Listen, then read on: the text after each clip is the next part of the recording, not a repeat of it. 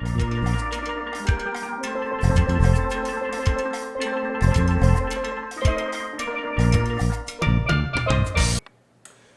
as I said, we're going to talk about setup of the bicycle on the cross trainer. This cross trainer is a CycleOps.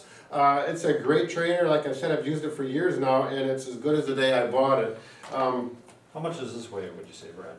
The CycleOps is, we probably got about 10 to 15 pounds there. Okay. It's a real nice unit. It folds up. Oh yeah. Okay, so the winter time I easily put it on a shelf, get it out of the way. If I'm going to transport it, and you simply bring it out like so, set it down by your bike, and you're ready to go. Back in here, the way these work, there's a hydraulic system in here that creates resistance.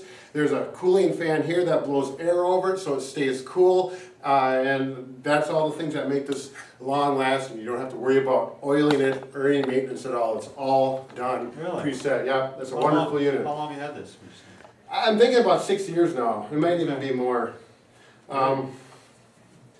One thing, Bob, is when you look at your bike, there is one thing you have to have is the proper axles on the bike. And if you look here in the camera, and Bob, you too, see how this is rounded here? Mm-hmm. If you have the axle that has a nut in the bolt, it's not going to work. Most bikes, this is an extremely common axle if you have a bike that's a few $100s. Okay, it's got the cam, easy quick release where you can pull this off. Just open this up like so. Mm-hmm. Okay, loosen that up and you can take the tire off if you get a flat. I've had many flat tires out on the road, and you can change them once you get good at it. You can take the tire off, change inner tube, get back on the road within 10 minutes. Takes a little longer for beginners, but you don't have to worry about that in this case.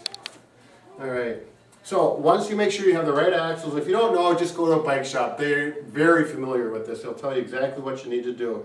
Once you have the right axle, it's very easy. You simply put one side in here, okay, line up the other axle here. There's a pre-adjustment here with a screw and a thumb lock nut here. I've already adjusted it so it's the right distance.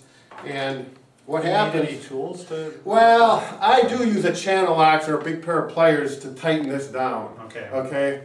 But you can just do it by hand. You just do that, and you can rotate that in and out because the axle lengths do vary a little bit from bike to bike. Sure. So once you get the right length, which I already have, then you simply tighten it up. Can you tighten that with your? Sure. I'm stuck with my bike here. There you go. Oh, that's more than a vice grip could have done. Oh yeah, you are strong on goal, yeah. As therapists, we got the shortcuts. Now if you look at this, there's a lever here, see how that goes in? So that's like on a cam motion. So you get your nut adjusted, okay. And once you do this a couple times, it's really easy, you can do it by yourself. Okay. Line it up there and simply push and lock it in. It's done, and we're ready to go. Okay, the next step is getting on the bike and get a feel for it and how it's going to ride. Once you have it set up, back here, there's different varieties here. This one simply has a big thumb screw, I call it, and you just tighten it up. Once it touches, you go another few turns so that you get resistance and you engage the resistance mechanism to the back tire. Okay, and then once you're there, you simply get on the bike. Now, one thing, I use what they call clipless pedals. I don't know why they call them clipless, because they actually clip. But they do, and if you listen, I'm clipped in, okay?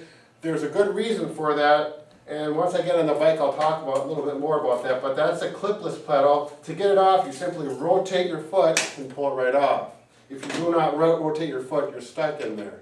Okay, I do have another shoe. This is another variety for my other bike that I have. It's just another variety of pedal, but it's the same thing.